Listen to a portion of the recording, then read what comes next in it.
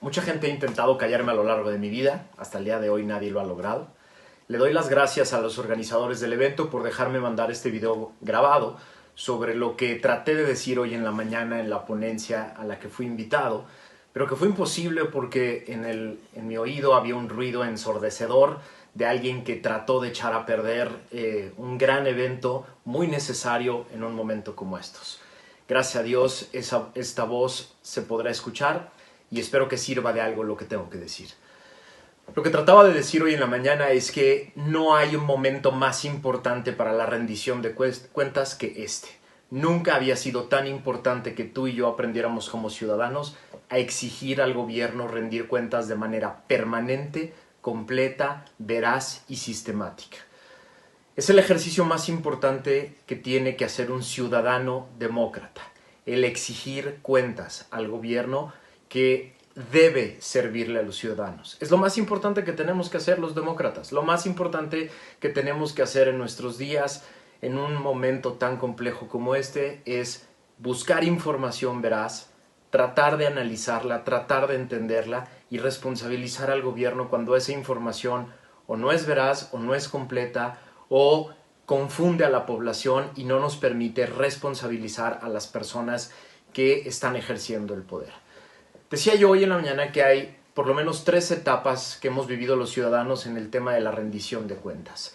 La primera etapa es esta que conocemos como de sistema de partido hegemónico. Nos echamos varias décadas en un modelo de sistema de partido hegemónico en el que el gobierno era una caja oscura, las personas que ocupaban esa caja oscura decidían qué le iban a comunicar al ciudadano, recibían del ciudadano sus impuestos, los transformaban en algunos bienes y servicios y decidían de manera arbitraria qué le iban a comunicar e informar al ciudadano de lo que habían hecho con sus recursos.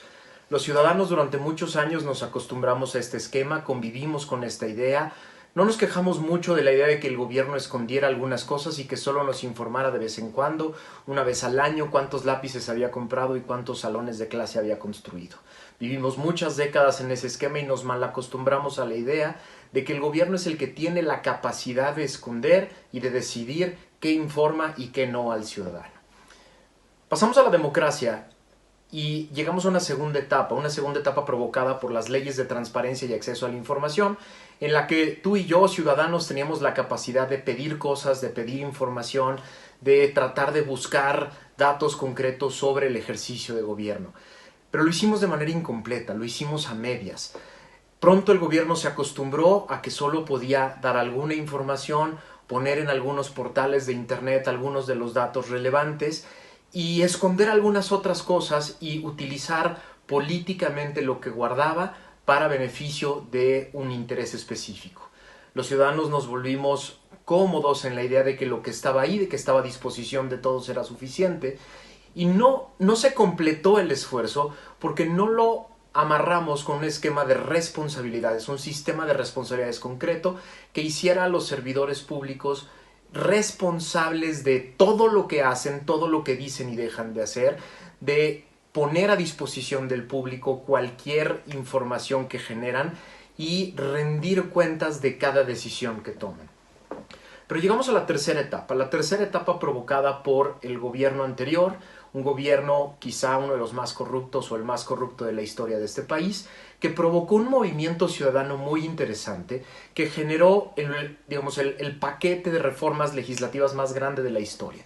Una reforma constitucional, 2 nuevas leyes generales, varias decenas de leyes federales reformadas, 32 constituciones reformadas, varias leyes locales nuevas creadas para sustentar el nuevo Sistema Nacional Anticorrupción y el nuevo sistema de fiscalización. Estos 2 sistemas están centrados en una ley muy importante, la Ley General de Responsabilidades Administrativas, la que tú y yo conocimos como la Ley 3 de 3, que varios de los que participamos en este foro tuvimos la oportunidad de escribir y de empujar a través del Senado de la República y después en la Cámara de Diputados y después llevarla a distintas leyes locales. Uno de los artículos más importantes de esa ley es el artículo 7. El artículo 7 establece las 10 directrices del servicio público. Y estas 10 directrices del servicio público son importantísimas porque establecen la obligación no de informar después de que hago cosas. No, los servidores públicos tienen la obligación, primero, de trabajar para el público, para el interés público, de cuidar los derechos humanos, de cuidar las cosas que tienen a su disposición, de servir todo el tiempo, no a sus intereses, no a los intereses de un grupo, de un partido, sino de servir al público. Y en el actuar, en su ejercicio permanente, rendir cuentas. Es decir, el derecho a la información no es un derecho posterior, la rendición de cuentas no es una carga que tienen después los servidores públicos, es un ejercicio permanente del cargo. Hago cosas, decido cosas y rindo cuentas. Es parte fundamental, es parte intrínseca del ejercicio del servicio público. Y esta misma ley establece conductas muy claras para aquellas personas que esconden información, maltratan información, desaparecen información o mienten al público, o no les sirven al público, o no cuidan al público, o no protegen los derechos humanos del público, como por ejemplo el derecho a la salud, que hoy es tan importante.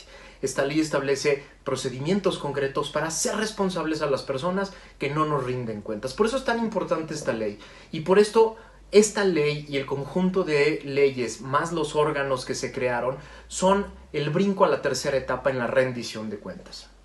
Pero llegó este gobierno, y llegó un gobierno que no cree en el sistema anticorrupción, no cree en esas leyes, no participó en la creación de estas leyes y parecería que quiere regresar a la primera etapa. Esa etapa en la que el gobierno era una caja oscura, el gobierno decidía de motu propio qué informaba y cómo lo informaba, escondía alguna información, guardaba otra, administraba una parte y le pasaba al público lo que quería. Pero el público también, parecería que estamos algunos de nosotros, algunas de las personas regresando a esta primera etapa porque parecemos conformarnos con información a medias o información falsa que se comunica todos los días por vía del propio presidente. ¿Por qué digo que nos están regresando a la primera etapa? Porque es el propio presidente de la República que ha dicho, y se burla incluso de la frase, yo tengo otros datos. Yo tengo otros datos, yo tengo otra realidad, yo quiero informar otra cosa distinta, no solo a lo que encuentran medios de comunicación, organizaciones de la sociedad civil, especialistas en información que buscan e investigan adecuadamente, sino contradice también lo que dicen sus propios secretarios. Varias veces ha contradicho al secretario de Hacienda, al de Salud, al secretario de Comunicaciones y Transportes. Varias veces ha dicho, no, yo no creo lo que esas personas dicen, yo tengo otra información, yo tengo otros elementos, yo creo que hay una realidad diferente. No solo lo que dicen, sino también ha tratado de poner en tela de juicio documentos de Hacienda, documentos de la Secretaría de Medio Ambiente, de la Secretaría de Energía, diciendo, no, yo tengo otra opinión, yo tengo otra realidad, yo tengo otra información. Entonces parecería que el gobierno nos quiere regresar a esa primera etapa, a esa etapa que vivimos en la época del partido hegemónico, en la que el gobierno decidía qué informar, cómo informar, cuándo informar. ¿Por qué es tan relevante esto en este momento? Voy a poner 3 temas que se ponen en riesgo gravísimo en un momento de crisis como el que estamos ahorita viviendo, si se permite que el gobierno nos regrese a la etapa en la que ellos deciden qué informar y cómo informar, y los ciudadanos no somos buenos para exigir rendición de cuentas. El primero y más obvio, el peligro a la vida y a la salud. Tú y yo estamos en peligro, nuestras familias están en peligro, si el gobierno puede esconder cuántos enfermos hay, de qué están enfermos, en dónde están, cuáles son sus síntomas, cómo se contagia, cómo está el sistema de salud, en qué capacidad está, cuántas medicinas quedan disponibles, cómo están protegidos los doctores y las enfermeras de este país. Esconder esa información y no tener nosotros la capacidad de hacerlos rendir cuentas pone en peligro nuestra vida y pone en peligro nuestra salud. 2. Las finanzas públicas de México. Están en riesgo las finanzas públicas de México si no exigimos que nos rindan cuentas claras y concretas sobre ellas. En este momento se está aplicando una ley de ingresos y un presupuesto de egresos que son una ficción fiscal. Fueron calculados con base en elementos económicos que hoy son un sueño muy lejano. Se calcularon la ley de ingresos, los ingresos que iba a recibir el gobierno, se calcularon con base en un crecimiento del 2% del Producto Interno Bruto. Hoy los economistas más conservadores hablan de que vamos a decrecer entre 6 y 8%. Se calculó con un precio del barril de petróleo de $49, hoy está en 7. Se calculó con un tipo de cambio de $20, hoy está en 24. El gobierno no nos está informando qué implicaciones tiene eso en las finanzas públicas, cómo están los ingresos vía impuestos por la caída de la actividad económica, dónde están los grandes boquetes, dónde van a recortar, quién va a recortar, cuáles son los criterios que se van a utilizar, dónde están las carencias, cómo lo van a sustituir. Nuestro sistema de finanzas públicas está en peligro si no pedimos que se rinda cuentas de manera completa. Y finalmente, las contrataciones públicas. Están en riesgo las contrataciones públicas. El gobierno ya tenía meses abusando de las excepciones, de la adjudicación directa y la invitación a cuando menos tres. Más del 80%, según Mexicanos contra la Corrupción, en este país se contrata por adjudicación directa e invitación restringida. Y hoy con la pandemia, hoy con la emergencia, por no prepararse, están pretendiendo usar la emergencia como pretexto para seguir utilizando de manera arbitraria las contrataciones públicas. Esto genera enormes riesgos de corrupción, de grandes fortunas que se van a hacer por abusar de este esquema.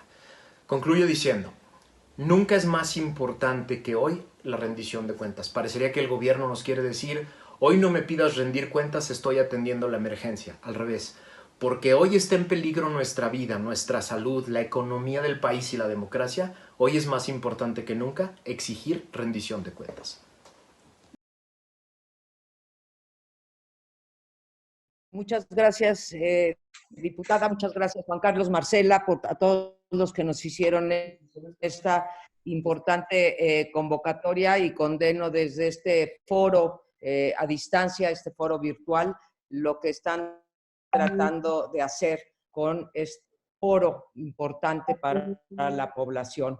Ya puse un Twitter, espero que lo retuiteen, porque realmente es inadmisible que hagan una cosa de esta naturaleza. Dicho esto, paso a las reflexiones que he hecho para este foro, no sin antes felicitar a Max Kaiser por su brillante exposición. Voy a abordar sobre algunas de las cosas, pero me gusta mucho cómo nos los planteas, las 3 etapas por las que hemos pasado y cómo dijiste así, o cuando menos no escuché porque por momentos no se te escuchaba, Max.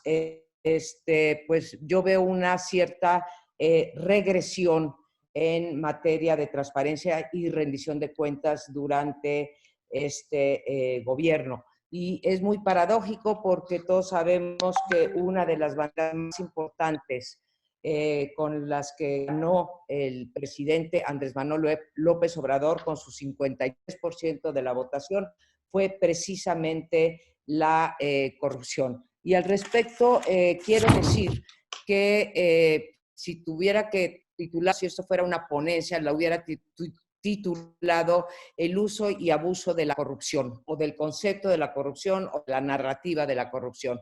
Creo que en este gobierno ha habido un abuso del discurso, todo es culpa de la corrupción es la solución a todos los problemas de México, y digan que lo está diciendo una corruptóloga, una estudiosa de la corrupción que ha tratado de ponerlo junto con mis compañeros. Edna ha sido central en esto, Max, en fin.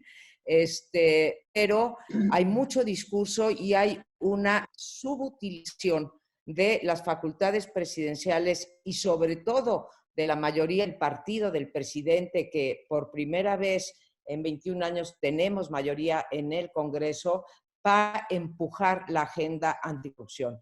En cambio, se ha utilizado para cuestiones que creo que si ampliamos el concepto de corrupción y no utilizamos nada más la figura pública, aunque digamos la definición más extendida de corrupción, también cabe, y creo que es responsabilidad de este gobierno, o se hace acreedor a lo siguiente, a una concepción sobre la en donde no solamente cabe la utilización del poder público para beneficio privado, sino que habría que ampliarla para incorporar temas como la omisión, la opacidad, la ilegalidad, la ineptitud y la discrecionalidad. Todos estos adjetivos que estoy dando y que tienen un significado muy preciso, y me voy a permitir dar algunos de los ejemplos en donde creo que se puede probar que, lejos de estar haciendo una política pública activa en favor de la no corrupción o de que termine la corrupción o que se rebaje la corrupción y la impunidad, tenemos precisamente fenómenos contrarios. Lo quiero situar únicamente, no quiero hacer como un análisis del sexenio en materia de transparencia, de rendición de cuentas y de corrupción, porque sería muy largo. Hay hechos, ahora voy a relatar algunos, hay hechos sin duda de corrupción que demuestran que pues, la corrupción no se acaba por decreto y que tantas veces que nos han dicho en la manera que ya se acabó la corrupción en este país, pues no se ha acabado ni se acabará si seguimos con estas no políticas anticorrupción y este desprecio por las instituciones a las que sería Max durante estos últimos nada más meses. Entonces, quisiera hablar un poco de estas omisiones, opacidades, ilegalidades, ineptitud y discrecionalidad en los tiempos del COVID-19, que muestra cómo no estamos o no está el gobierno, porque muchos trabajamos desde otras trincheras en combatir a la corrupción y la impunidad, pero que este gobierno realmente no está comprometido con una lucha contra la corrupción.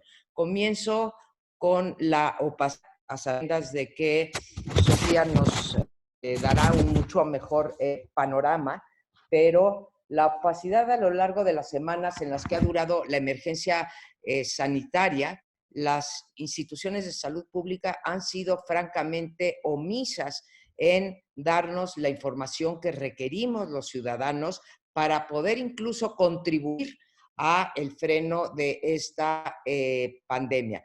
Si ustedes se fijan, la última vez que se hizo un censo, y lo pueden checar en la Secretaría de Salud, la última vez que se hizo un censo sobre todo lo que tenemos en materia de equipamiento, clínicas, hospitales, enfermeras, camilleros, etcétera, fue en 2018. Ya en 2019 no se hizo ese censo, el último, insisto, es el del 2018, de forma tal que no contamos con la información y que no contemos nosotros, no importa tanto, pero no cuenta la Secretaría de Salud con la información mínima indispensable para poder hacer una toma de decisiones medianamente racional. La cantidad de anomalías que nos han presentado en la información y la cantidad de datos contradictorios que nos dan todos los días, me parece que no solamente es un caso de opacidad, sino es un caso de corrupción, porque como bien señalaba Max, el primer pilar para poder exigir rendición de cuentas es precisamente la información, y ahí tenemos, no solamente en el caso de salud, lo tenemos en muchas otras áreas, pero particularmente importante ahora que tenemos la pandemia, en el caso de la salud. El segundo tema que quiero tratar, que también me parece que es un caso de corrupción, es la actitud. Y la podríamos ejemplificar con muy distintos casos. El primero que me gustaría mencionar es que el gobierno, todos los mandatarios del mundo, tuvieron más o menos la misma información sobre los avances del COVID y sin embargo hay gobiernos que han actuado en consecuencia y otros que no lo han hecho. México tuvo, como lo tuvieron otros países, información desde enero de cómo venía, cómo se podía presentar en México. Sin embargo, no destinamos los recursos necesarios para hacer frente a la pandemia. Y creo que las irregularidades parten desde que inició la administración de Andrés Manuel López Obrador, pues es sabido que las compras que ha autorizado la Oficialía Mayor de Hacienda fueron insuficientes, incluso antes de la pandemia, fueron insuficientes en casos, por ejemplo, como el dengue, y han representado graves desabastos términos generales para medicinas contra el cáncer, para medicinas contra, como digo, el dengue y ahora, pues, en el caso de todos los recursos necesarios para para la pandemia, ¿no? Y eso me parece un caso de ineptitud. Menciono otro que ya no sé dónde cabe, que es el abandono de los migrantes y de los deportados. Y finalmente, bueno, pues este escándalo de la recompra de cubrebocas y el monitoreo Centinela, del cual, pues, insisto, nos hablará Sonia, ¿no? Pero que un subsecretario de Salud te reconozca que vendió mascarillas o cubrebocas a China en febrero, cuando ya sabíamos cómo venían las cosas, cuando ya era inminente que México estaría en problemas, y que después la tenga que comprar a casi 30 veces más el precio por el que las vendió, realmente me parece que es, por decirlo menos, un caso de ineptitud y por lo tanto también de corrupción. Ya para entonces se estimaban 26,000 casos, así que no hay justificación. El segundo conjunto de ejemplos, después de opacidad, que quiero dar, es el de discrecionalidad. El 6 de abril pasado, en su edición vespertina, se publicó en el Diario Oficial de la Federación este acuerdo donde se establecían los lineamientos técnicos relacionados con las actividades descritas, vaya, en el artículo primero del Acuerdo de Emergencia Sanitaria, y ahí se determinó que las empresas de producción de acero, de cemento y vidrio que tuvieran contratos vigentes continuarían las actividades. O sea, se puede parar toda una industria menos esa parte que le vende al gobierno para sus contratos, para sus obras prioritarias. Eso es un caso de discrecionalidad o, insisto, un caso de corrupción, porque no se puede parar un cachito de la industria, pero aquel cachito que te conviene para poder seguir cumpliendo con tus compromisos de corto plazo para los proyectos de Dos Bocas, Tren Maya, Santa Lucía, Corredor Transísmico, etcétera,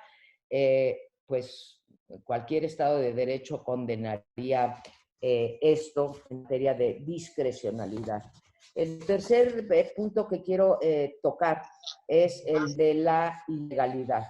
Más allá de este gobierno, a pesar de decir que por encima de la ley nada y nadie, creo que estamos, durante todo el sexenio, hemos presenciado un conjunto de ilegalidades que te hablan, pues, del respeto a las instituciones y al Estado de Derecho en este país. Pero tan solo en estos días del COVID-19 tenemos, por mencionar el ejemplo más reciente, la reducción de sueldos y la eliminación de los aguinaldos de los servidores públicos. Más allá de que sea una medida que, pues, contribuye muy poco a digamos, a tener más recursos para dedicarlos a salud, es totalmente ilegal. No se puede bajar, no se puede disminuir durante un ejercicio el sueldo de los funcionarios públicos y mucho menos se puede quitar por decreto el aguinaldo. Se está violando el artículo, ahora les digo cuál, constitucional, y se está violando la ley de trabajador, la ley federal de los trabajadores al servicio del Estado. Son violaciones legales y constitucionales y son claros casos de que el derecho en este país pues, no es lo que, no es el sello de esta administración, ¿sí? Igualmente me refiero al decreto que sacar el 8 de abril, hace un par de semanas, en donde se instruye a las secretarías, antes era el 50%, ahora nos hablan del 75% del gasto asignado a los capítulos de servicios generales y gasto de operación, que también tiene cuando menos visos de ilegalidad, porque ahí están torciendo la voluntad del Congreso, amparados desde luego en la gran discrecionalidad que da la ley de responsabilidad hacendaria. Pero cuando menos se estaría incurriendo en una falta administrativa que debería de ser sancionada por la Ley Federal de Austeridad Republicana. Ahí tienen ustedes algunos casos de esto y quiero terminar hablando de las cuestiones que son corrupción abiertamente, que ¿Cuáles, por ejemplo? Pues estas que nos dimos a la tarea en Mexicanos contra la Corrupción, las convocatorias fantasmas, con el objetivo de atender la emergencia sanitaria, y como parte del plan DN3, pues se hicieron las contrataciones y se hicieron adjudicaciones millonarias por parte del IMSS a esta ya famosa empresa Levanting, que tenía no solamente una inhabilitación por la Secretaría de la Función Pública, sino incluso en los Estados Unidos. Esos son casos abiertos de corrupción. Max, espero que me estés escuchando, no lo sé, pero respecto a las adjudicaciones, y que es muy preocupante esto que nos dice, bueno, que lo pones en la mesa, de que hay por ahí la intención de pasarle que amplíe o que anule en realidad el espíritu y la letra del 134 constitucional, en el sentido de que las acciones directas se darán solamente por excepción. Concedamos que en estos momentos estamos en un momento de excepción, pero toda la trayectoria de adjudicaciones directas durante todo el sexenio de Andrés Manuel López Obrador, los 12 y, ¿qué llevamos? 12 y 5, 17 meses de administración, se puede mostrar claramente cómo los usos y costumbres o la regularidad es que todo se haga por adjudicación directa. Mucho criticábamos al presidente Enrique Peña Nieto, lo hicimos tú, Max, lo hizo Edna a través de México Evalúa, lo hice yo. El abuso que se ha hecho de las adjudicaciones directas, pues este sexenio no es la excepción, y puedo decirles que si tomo en promedio el año y medio de Enrique Peña Nieto, el primer año y medio, y el primer año y medio de, el año 4 meses de Andrés Manuel López Obrador, lo que tenemos es que el promedio fue para Enrique Peña Nieto 74, y hoy en día estamos, el promedio está en 77, y hoy en día estamos en 80% de adjudicaciones directas con los datos oficiales. Así que, pues me parece que mucho discurso anticorrupción y pocas medidas realmente que vayan en contra de, o que tiendan a una política efectiva para aumentar la transparencia, la rendición de cuentas, y para tratar de disminuir la corrupción en este sexenio. Es cuanto.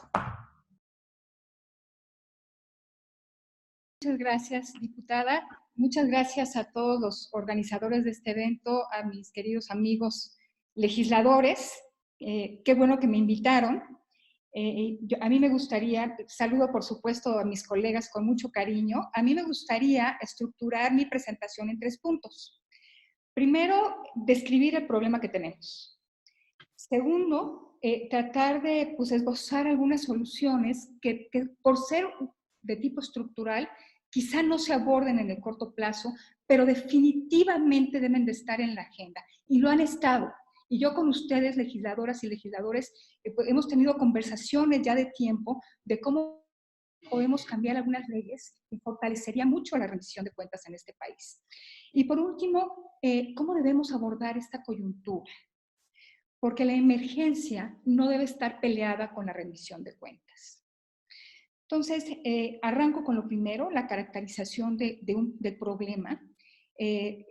Creo que el problema tiene que ver de cómo se maneja el ciclo presupuestal en este país, donde los actores que deben de tener un papel importante en su supervisión, en su control, pues se está viendo muy débil. Y en este momento, ese problema presupuestal puede costar vidas. Las cosas cuando no se resuelven tienen consecuencias, y la consecuencia hoy puede ser muy grave. Quiero enfatizar que en el 2019 tuvimos un subejercicio muy importante en el sector salud. Los subejercicios en el sector salud no son extraordinarios, pero la dimensión de lo que se presentó en el 2019 sí lo es. Y me refiero particularmente al ejercicio en infraestructura y equipamiento médico. En México Evalúa hacemos un seguimiento presupuestal mensual y desde el primer trimestre del 2019 pudimos constatar que en este rubro, infraestructura física pública para la salud, empezábamos a registrar subejercicios enormes. En el primer trimestre del 2019, casi tuvimos el mismo subejercicio acumulado en cinco años. Este subejercicio se sostuvo todo 2019. En el primer trimestre, el subejercicio fue de 24,000 millones de pesos, un poquito menos del monto acumulado en 5 años, de 2013 a 2017. 2019, el subejercicio fue del 65%.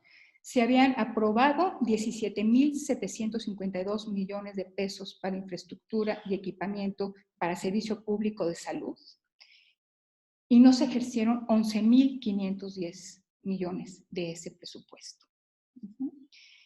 Si nos vamos por institución, el IMSS fue el que más gastó, pero tuvo un ejercicio del 68%. El ISSSTE del 81%. El ramo 33, que cubre aspectos de inversión en la salud, un subejercicio del 50%. Y la Secretaría de Salud del 47%. Entonces, a la ya baja inversión, hemos tenido una subinversión en el sector salud, pues se suma que lo que se aprueba no se ejerce. Ese es el problema. ¿Cómo lo resolvemos? Legisladores y legisladoras, desde hace tiempo hemos estado hablando de la necesidad de que la Cámara de Diputados asuma cabalmente su papel en términos presupuestales.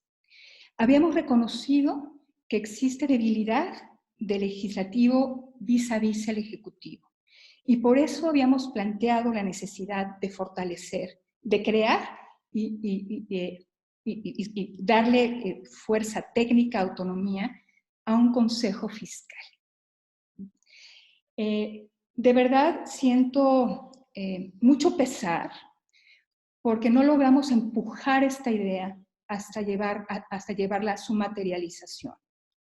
Creo que un consejo fiscal en estos momentos sería sumamente relevante para plantear por dónde deben hacerse las reasignaciones del gasto, pero sobre todo para evitar que el Ejecutivo tenga tanto margen para ajustar el presupuesto durante su ejercicio. Somos de los pocos países donde esto sucede, donde se pueden hacer reasignaciones, ajustes o adecuaciones. Nosotros le decimos que son adecuaciones extravagantes, porque no son de un 5%, son realmente adecuaciones enormes y el Ejecutivo no tiene que regresar a la Cámara de Diputados o al Legislativo para aprobar estos ajustes extravagantes. Quizá con un consejo fiscal la Cámara de Diputados hubiera podido tener los argumentos, no la mayoría, pero no la mayoría que pudiera contraponerse a la propuesta del presidente, pero sí los argumentos para sostener que es un sinsentido que de cada 100 pesos que se gastan o que se invierten en temas de infraestructura física, más del 50% vaya para Pemex. Y que para el sector salud le haya quedado 3 pesos.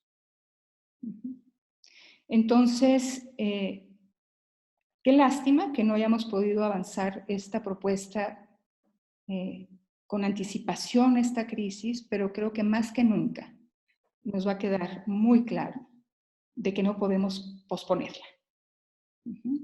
Y de que tenemos que habilitar, si no tenemos este cuerpo técnico dentro del legislativo que le dé otro relieve al trabajo legislativo en materia presupuestal, sí, por lo menos habilitar mecanismos para dar seguimiento al gasto y poder prender las luces rojas, las alarmas, cuando se empiecen a registrar estos subejercicios.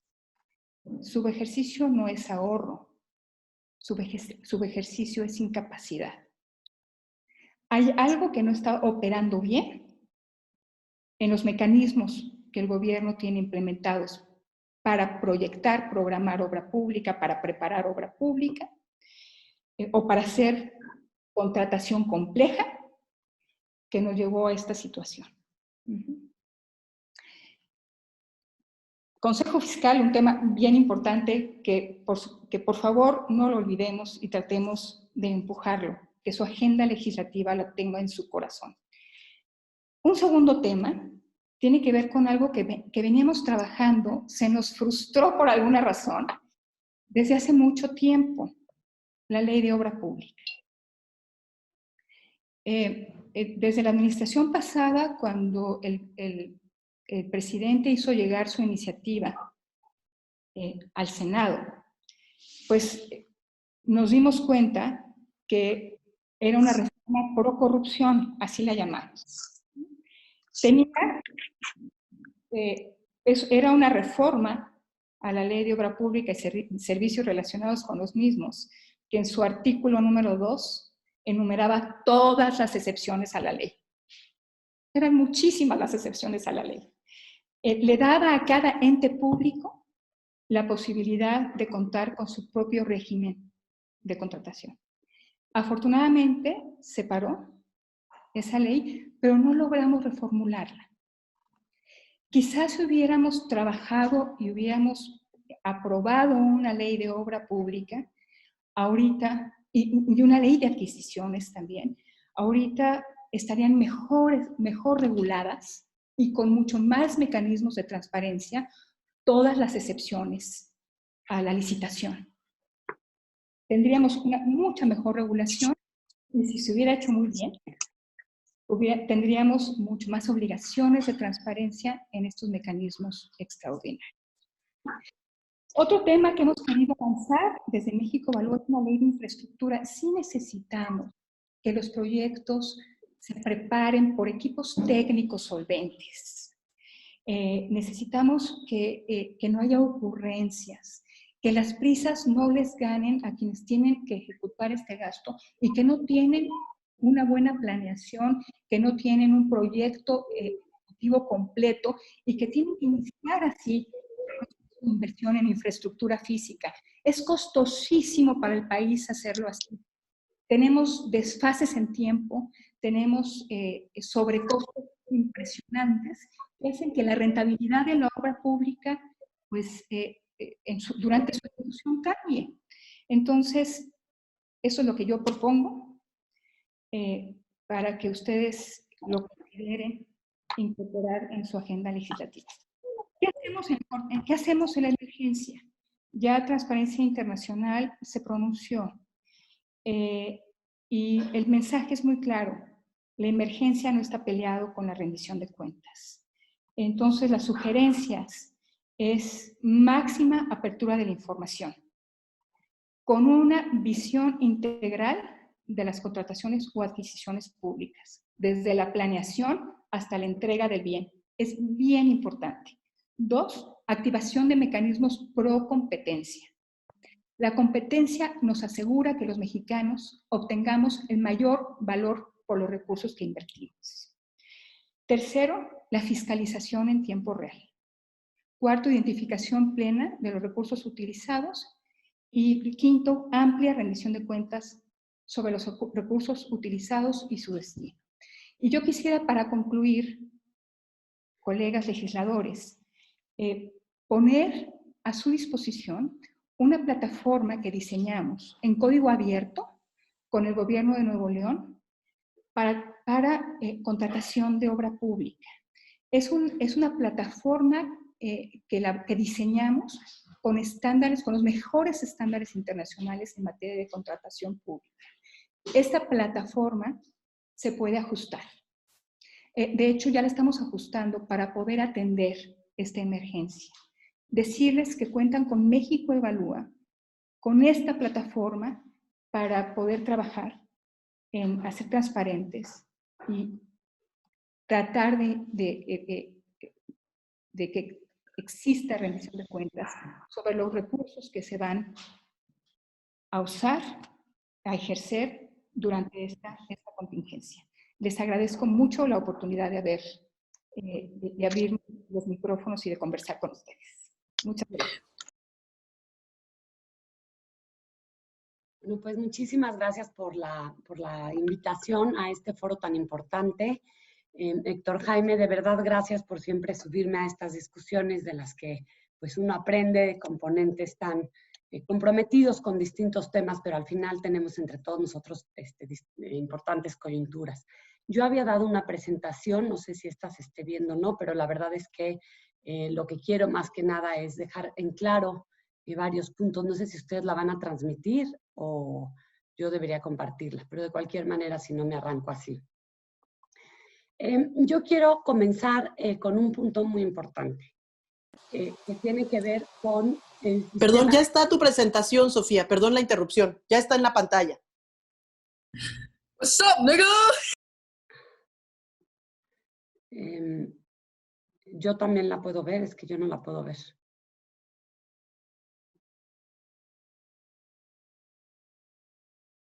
No sé si se escucha. Se escucha muy bien, Sofía. Si quieres, Sí, Ok, adelante. Nos Ok, escuchamos. bien. perfecto, muchas gracias. Ok, ya está la presentación, ya vi, perdón.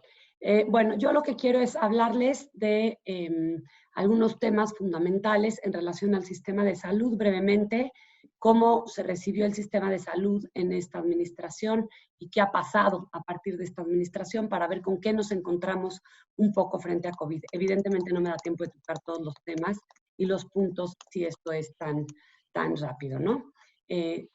Si alguien pudiera cambiar la presentación a la segunda, por favor, porque no. El sistema de salud público mexicano, simplemente para decir por qué es complejo y en qué nos encontramos, ¿no? Es un sistema fragmentado que se organiza en subsistemas y esto va a generar coberturas distintas. Esto también es así porque está relacionado desde su origen con la condición laboral de las personas. Aquí hay un punto que toco, información para este foro que es importantísimo, es muy compleja y la verdad es está muy mal la información dentro del sector y tiene que ver con todo esto de ser fragmentados, los subsistemas, la poca inversión que se le ha dado a los sistemas de información. Y ojo, un sistema de información es básico para lograr una rectoría. Si tú no cuentas con toda la información que se requiere en tiempo real, pues realmente va a ser difícil que tengas rectoría. Todo esto termina por generar, evidentemente, inequidades para el sistema de salud. Siguiente, por favor.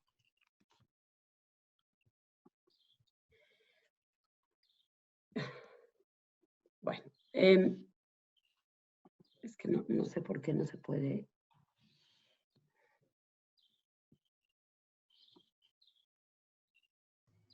La herencia de la administración pasada, que es la siguiente diapositiva. Había varios momentos en donde era fácil involucrarlos en decisiones importantes, daba las juntas presenciales, daba pues... Bueno, voy a continuar con el tema de la herencia de la administración pasada, ¿no? ¿Qué heredamos la administración pasada? Muchísima corrupción en el sistema de salud, particularmente en el Seguro Popular. Hubo una importante reducción de presupuesto, no se había visto reducción de presupuesto, y el sexenio pasado se estableció el tema de ir reduciendo el presupuesto en salud. No hubo inversión real en infraestructura. Un aumento, por ejemplo, se aumentaron los últimos 2 años los derechohabientes del IMSS en millones, pero no en plazas de personal de salud ni en camas por derechohabientes. Entonces, esto hace que bajemos en automático frente a los países de la OCDE por camas por cada 1000 pacientes. Entonces, esta reducción es lo que vamos a ver ahorita y es lo que nos va a afectar muchísimo. No hubo rendición de cuentas el sexenio pasado y la primera y grande opción para verlo es que la encuesta nacional de salud no se llevó a cabo en tiempo y forma por cuestión supuesta que no había el dinero para realizarla. Finalmente se realiza la ENSANUD.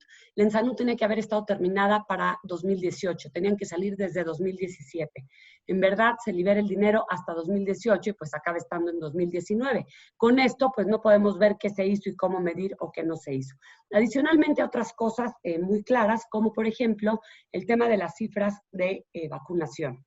Ojo que fueron siempre imprecisas. Y otros temas importantes. Pero aquí quiero puntualizar algo, regresar al sistema de vigilancia epidemiológica. Todo lo que tenía que ver, porque eso nos importa frente a COVID, todo lo que tenía que ver en relación a el INDRE y a la Dirección de Vigilancia Epidemiológica, no se hizo ningún cambio.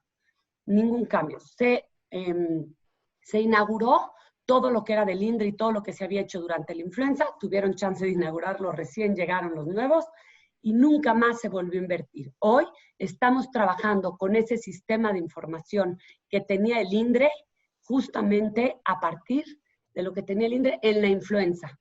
O sea, estamos en 2009 en temas de infraestructura de nuestro sistema de vigilancia epidemiológica y creo que es importante y justo decirlo.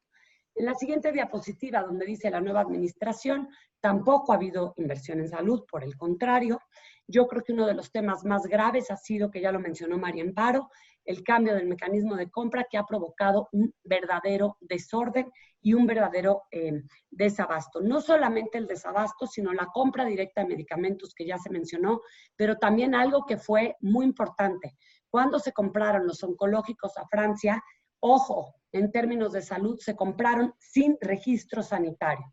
A los días de esto, digamos por el escándalo que era para los involucrados, surge lo que es el decreto. Ahí ya sale el decreto donde se podían comprar de diferentes mecanismos, pero comprar sin registro sanitario, digamos, es algo que habíamos superado hace muchísimos años. En ese inter, en este desorden que traíamos de angustia por el desabasto, se crea ya formalmente en la Ley General de Salud del INSABI y se desaparece el Seguro Popular. No me puedo detener a todos los cambios que esto trae, pero créanme que son muy importantes y que impactan de manera grave en algunos aspectos al derecho a la salud, como es que en la ley se saca todo lo que tiene que ver con el tercer nivel de atención. Hoy solo quedó en una palabra y en una promesa verbal. Si va a estar el tercer nivel, estará hasta diciembre.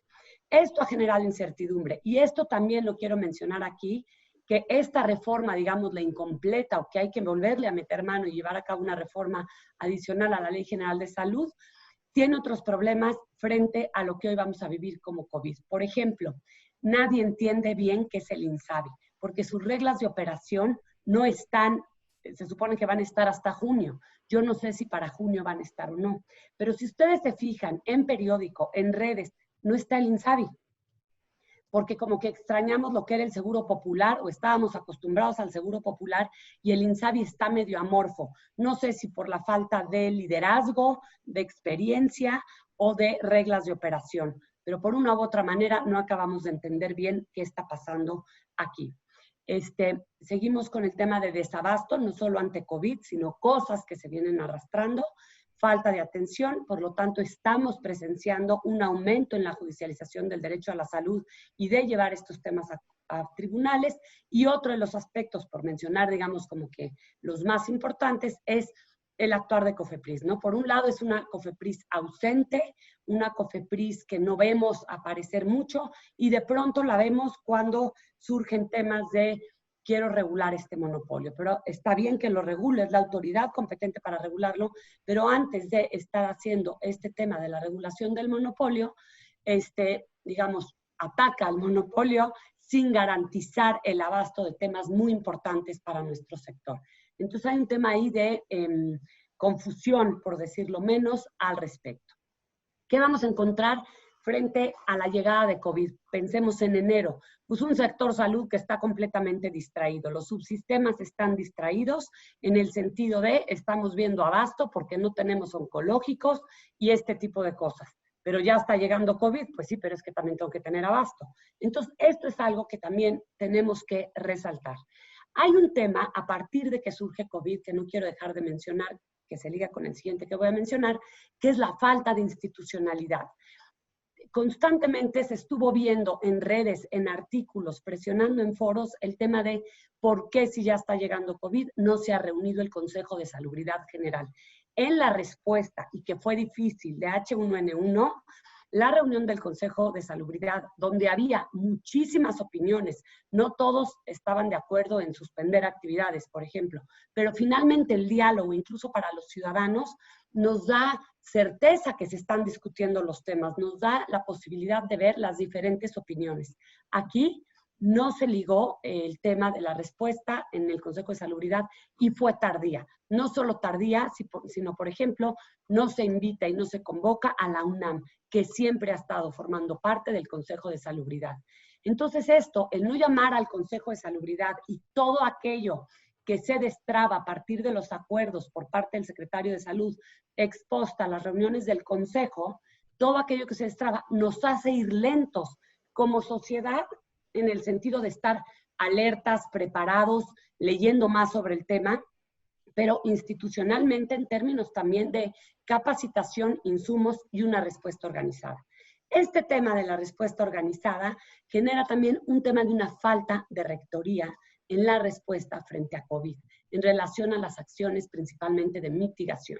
¿Por qué? Porque se genera una desarticulación en el país. Ojo, salud, la materia de salud es una materia concurrente, sí, en términos normales.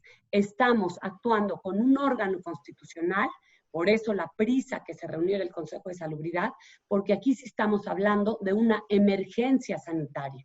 Y entonces tiene que haber un punto de partida común. Evidentemente, algunos estados, por necesidades demográficas o de carga de la enfermedad, tendrán que hacer algunas cosas particulares por su propia población. No es lo mismo un estado que tenga, no sé, mayor obesidad, hipertensión, o otro que tenga problema de agua, que otro que no tenga en números muy altos esos dos problemas, por decir la situación.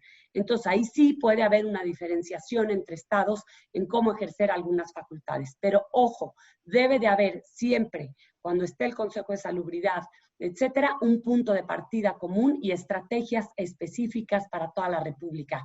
Esto no solo en términos de gobernabilidad, sino también en términos de lo que nos dan a nosotros como población, ¿no?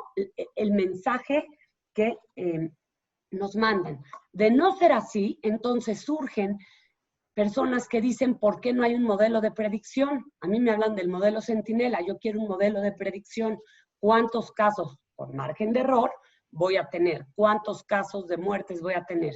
Y entonces, esta desarticulación nos genera incertidumbre, y entonces decimos, pero esto de la neumonía típica, pero ¿cuál es el modelo de predicción? Se publicó uno en Nexos o en otros lugares que se están publicando y diciendo en el periódico otro tipo de predicciones. ¿A cuál le creemos aquellos de nosotros que no somos epidemiólogos o no sabemos hacer modelos de predicción porque tampoco somos matemáticos? Entonces, esto es una problemática que tiene que ver con un tema, yo creo que de gobernabilidad frente a la pandemia.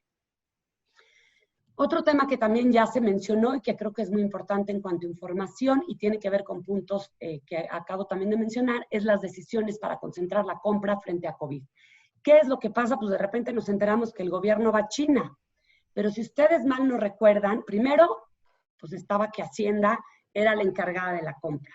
Luego incluso salió en el periódico que el INSABI iba a decir, iba a ayudar en conjunto a Hacienda para ver qué insumos se necesitaban para entonces salir a comprar. Después vemos a la Secretaría de Relaciones Exteriores.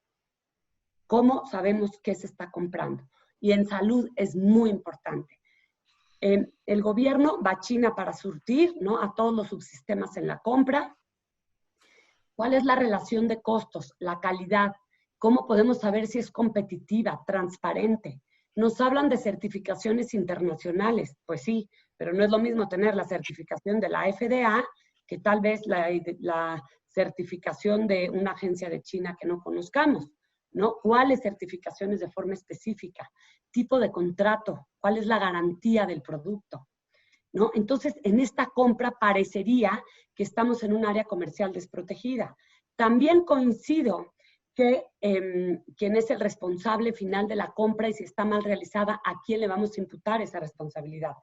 Sí estoy de acuerdo en que se hagan conforme a la emergencia, ¿no? No nos vamos a poner a hacer licitación. Quizá tenemos que comprar más caro a final de cuentas por ir tarde, pero ni modo que no compremos, ¿no? Entonces hay ciertas cosas que se van a tener que ir entendiendo y construyendo en el camino, pero con transparencia. Lámina, por favor. Con transparencia y con claridad. Ya estoy por acabar, voy en la lámina número 7. También hay un tipo de contradicciones importantes en toda la información. Voy a poner un ejemplo que ha estado sonando mucho en los últimos días, ¿no? Por ejemplo, hablamos de faltas que surgió desde el principio cuando hablábamos de las definiciones operacionales que daban desde el sector salud. Y esto tiene que ver con datos muy importantes para la respuesta organizada de los propios médicos y personal de salud. Pero aquí no voy a utilizar ese ejemplo, voy a utilizar el ejemplo que está ahorita, digamos, en mucho cuestionamiento. Las contradicciones y la falta de definición en actividades esenciales y no esenciales. ¿Cuál es el parámetro para esta definición? Porque no está bien entendida. Una, por una falta de articulación de la que hablábamos hace un momento. Por ejemplo, ¿cómo tomo la decisión? ¿Es una decisión política o es una decisión a partir de las cadenas de contagio? Tomo aquí un par de ejemplos. El primer ejemplo es, se había dicho que las cervecerías sí, y luego se les dijo que no podían. Ok, ¿con base en qué? ¿A las cadenas de contagio o por qué la cerveza como tal, como producto, no es esencial? Ahora, aquí es bien importante hablar del tema que está en la diapositiva 7. Aquí hablamos de, se dice desde el día de ayer, ya se había mencionado, se puede Dos Bocas, se puede el aeropuerto, el banco que está construyendo el ejército, estos sí se van a poder. Ojo, y los derechos de los trabajadores que van a estar ahí trabajando, que son empleos indirectos, que son temporales, porque es mientras está la construcción, y los derechos de estos trabajadores, y si esos trabajadores se contagian, va a ser igual, digamos, el trato y la sanción en caso de a la autoridad por este tipo de contagios, porque también es cierto que tenemos del otro lado empresas, que yo entiendo que no se abre una empresa que no sea esencial, pero empresas que, por ejemplo, hacen empaques de medicamentos en las maquiladoras, hacen empaques para los medicamentos, que pueden ser empaques que se mandan, por ejemplo, a Estados Unidos, y luego ese medicamento lo utilizamos nosotros porque tiene aquí registro sanitario. Estamos rompiendo las cadenas de suministros. ¿Por qué? Porque gobernadores muy asustados ante lo que está pasando en sus estados decidieron cerrar todo. Esto es bien grave, porque estamos en un tema internacional, en un tema de comercio, que claro, hay que cuidar primero todo el tema de la salud, y yo creo que en una ponderación evidentemente viene primero el tema de la salud, pero ojo, si lo cuidamos mal, rompemos ciertas cadenas de suministros en alimentos, incluso en medicamentos, no solo en un tema que nos afecte por los tratados internacionales, sino incluso hablando de productos de los cuales nosotros nos vemos beneficiados. Entonces, creo que aquí es bien claro, no tenemos la información clara sobre este tema, es por cadenas de contagio, cómo las están midiendo, por qué los gobernadores cierran, a pesar que se trata de temas esenciales, qué está diciendo la federación, a dónde vamos. Vamos a la Secretaría de Economía para poder hacer este tipo de cosas. Y lo mismo, aquí, COFEPRIS, hay empresas pequeñas, mexicanas, que hacían algún producto, quieren hacer rápidamente el giro para hacer un producto y aportar ante la pandemia, pero no se les otorga el giro. Esto es grave también, porque entonces, una vez más, nos quedamos cortos para poder ayudar a nuestro país. Por último, me habían comentado que les gustaría mencionar como qué pasos podríamos seguir. Y sí creo que hay una pregunta que nos tenemos que estar haciendo desde ahorita. ¿Cómo vamos a sacar adelante al sector salud? Va a terminar desgastado, fracturado, observado. Ojo, que aquí en este país se discrimina hasta a los doctores, a todo el personal de salud se le maltrata. Primero, evidentemente, creo que se debe modificar el mecanismo de compra para lograr un abastecimiento. Pero ojo, no perdamos de vista, en España ya salió hoy un artículo impresionante de las gráficas de lo que están viendo que viene después de COVID para salud. La gente no está yendo a su atención, pensemos en enfermedades crónicas, no están yendo ahorita a los hospitales por medio a el tema de COVID. ¿Cómo va a pasar esa carga de la enfermedad? ¿Cómo la vamos a atender después de COVID con un sistema que va a terminar más fracturado de lo que ya está. El tema de salud mental no estamos preparados para atenderlo en macro, digamos, no tenemos la capacidad y se redujo el presupuesto en áreas importantes de salud mental. Obviamente también creo que tenemos que ir pensando en la modificación requerida en la Ley General de Salud en materia del INSABI. Si no podemos en todo, sí, cuando menos en las partes principales, porque después de COVID va a haber mucho por hacer en nuestro sistema de salud. Espero haber sido más o menos clara con relación a los puntos principales. Creo que hay mucho más que decir aún. Muchas gracias. Un saludo a todas las personas que están conectadas.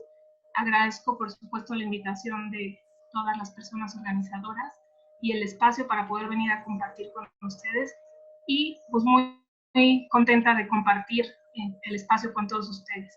Yo me quiero referir a 3 temas que son un poquito distintos a los que ya se han tratado y en ese sentido pues creo que podemos complementar el panorama de nuestras preocupaciones y propuestas. Uno es a la importancia que tiene la información en un contexto de crisis como este. El segundo, abordar que la crisis no es solo sanitaria y eso genera una necesidad mayor de ampliar los temas y los ramos de información, ya que no solamente necesitamos contar con información puntual en materia de salud y en ese sentido abordar cuáles son algunos de los problemas que se generan debido a esta falta de información. Y 3, finalmente, a lo que me parece que es el mayor reto de los gobiernos en esta coyuntura, que es la de generar certidumbre y alternativas. Y si el tiempo me lo permite, pues quiero tratar 2 casos muy específicos de 2 países de la región, para no compararnos con Noruega, y cómo estos ejercicios de gobierno y de apertura de información tienen costos mínimos y beneficios máximos.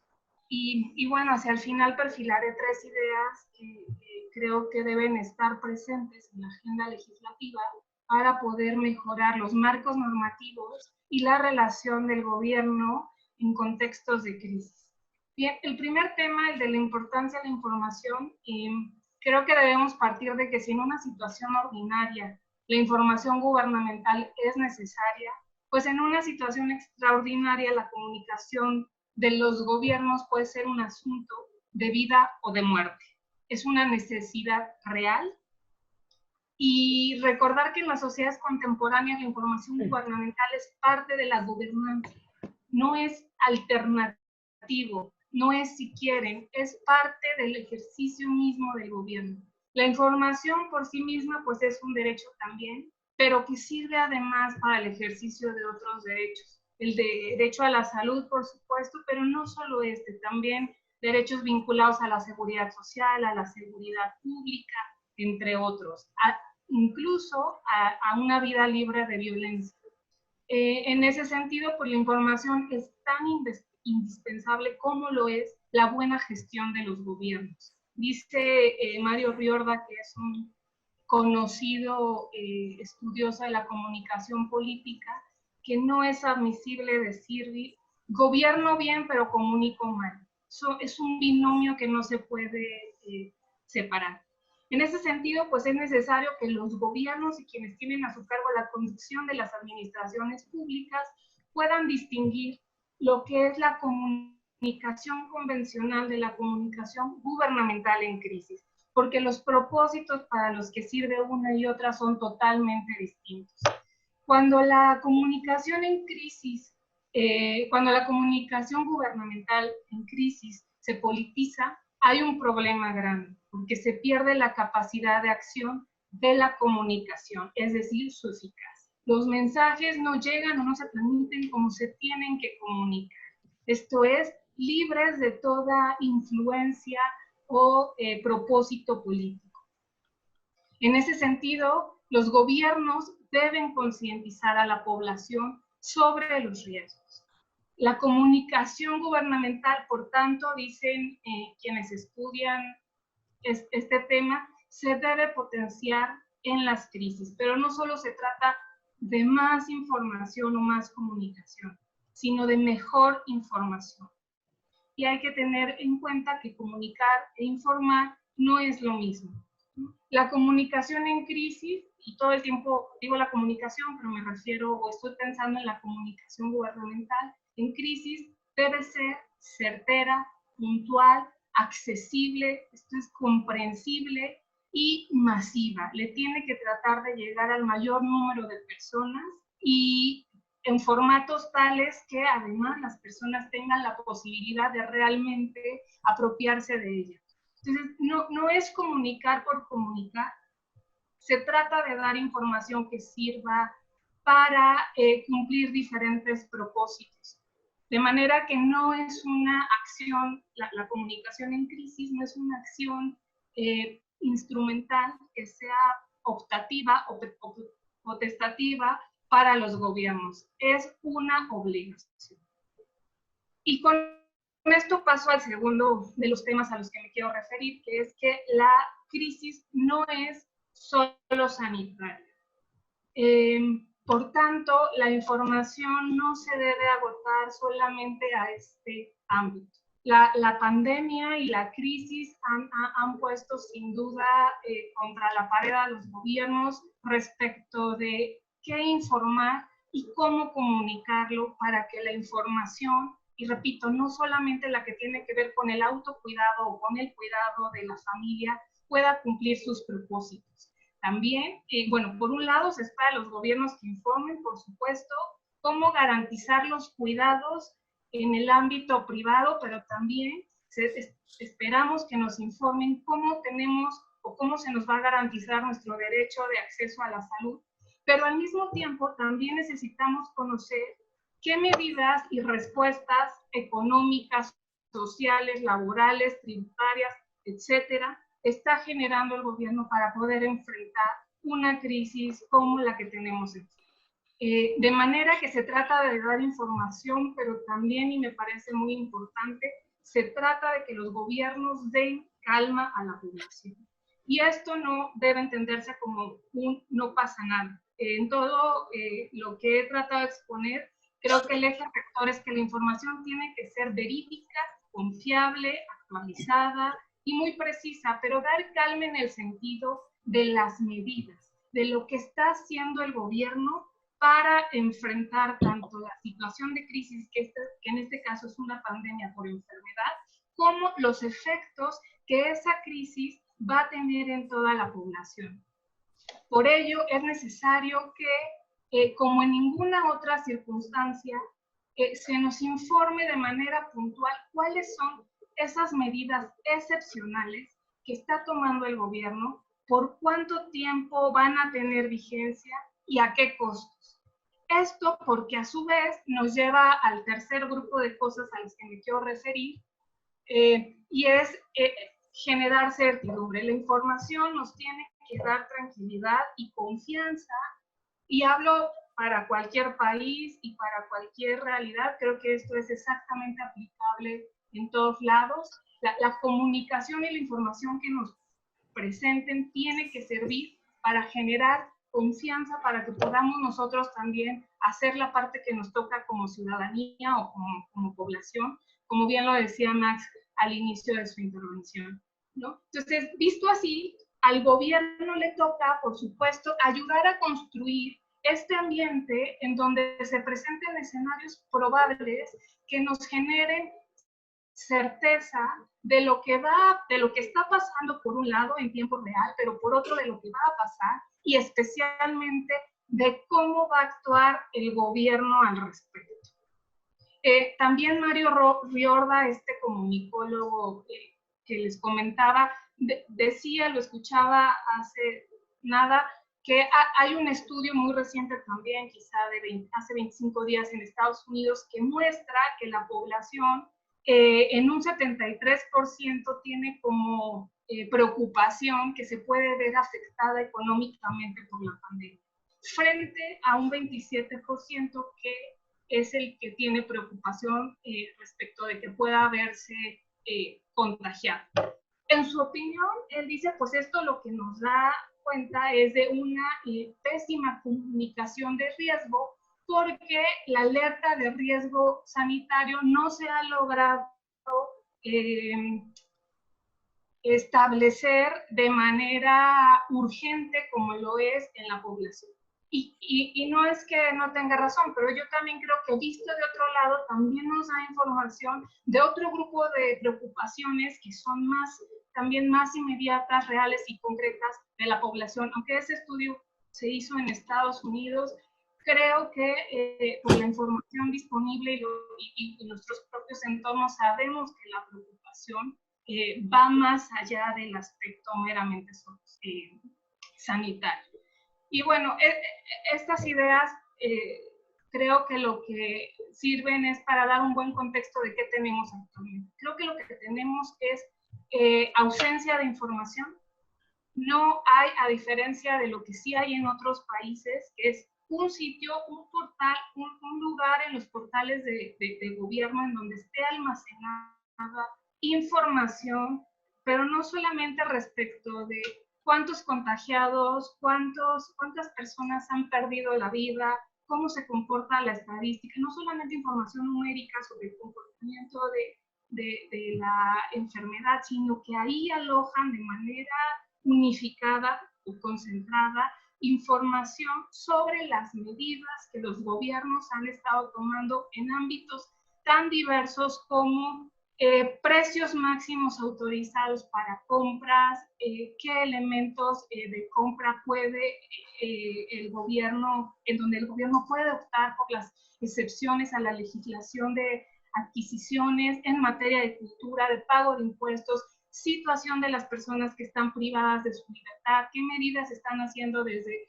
los ámbitos penitenciarios, etcétera. Los ejemplos en ese sentido ilustran muy bien este problema que hay, primero respecto de la necesidad de la información y luego por la falta de certeza y el problema que esto genera por no contar con información. Además de que, bueno, toda la evidencia lo que demuestra es que justo la falta de información lo que genera es el contexto propicio para que se den estos espacios de corrupción y de recepción también social sobre lo que están haciendo, de tal manera en que esta corresponsabilidad que estamos esperando o deseando que se dé, pues se ve entorpecida. Por cuestión de tiempo, creo que ya estoy sobre los minutos que me asignaron. Me gustaría referirme bueno, los dos países a los que les decía que vale la pena echar un ojo es Chile y Argentina. Se accede desde la página de sus gobiernos, argentina.gov.ar, y lo primero que uno se encuentra es una pestaña para acceder a toda la información, ya les decía, de manera concentrada sobre todas las medidas del gobierno.